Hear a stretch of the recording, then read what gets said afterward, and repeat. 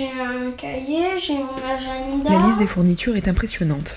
Et pourtant, Esteban n'est qu'en primaire. Avec un poids moyen de 8 kg, le cartable représente désormais 20% du poids de l'élève.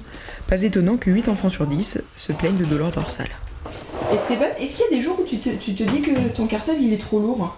Des fois, quand je le mets avec les bretelles, mais sinon, quand tu le pousses avec les roulettes, des fois tu sens rien et des fois tu le sens que c'est lourd. En fait, les roulettes, c'est un peu embêtant, quoi. Quand il y a les escaliers. Ben ouais, parce que sinon tu es obligé de le prendre par les bretelles derrière ou par le petit manche.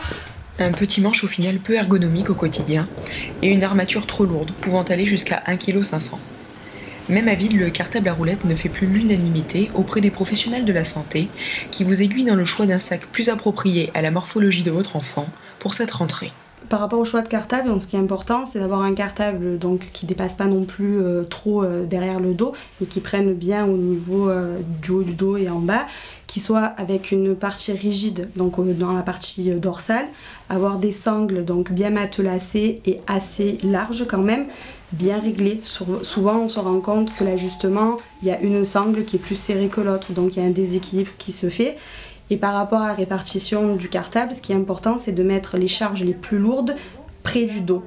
Parce que si vous mettez tout le poids du corps vers l'avant, le cartable, à un moment donné, il va peser vers l'avant et l'enfant va se retrouver avec une charge trop importante. Et ça peut entraîner un déficit musculaire. Donc s'il y a un déficit musculaire, l'enfant va avoir tendance à compenser d'un côté plus que de l'autre. Ça peut entraîner aussi des déformations au niveau de la colonne vertébrale. Et l'enfant peut présenter des douleurs. Donc du coup, au niveau des masses musculaires, vraiment d'avoir un équilibre entre les deux côtés de la colonne vertébrale. Avis aux parents afin de prévenir le mal de dos. Vérifiez le contenu du sac de votre enfant qui a tendance à s'alourdir d'objets inutiles et incitez-le à faire régulièrement du sport afin de renforcer la tonicité de ses muscles et de lutter efficacement contre la nocive sédentarité.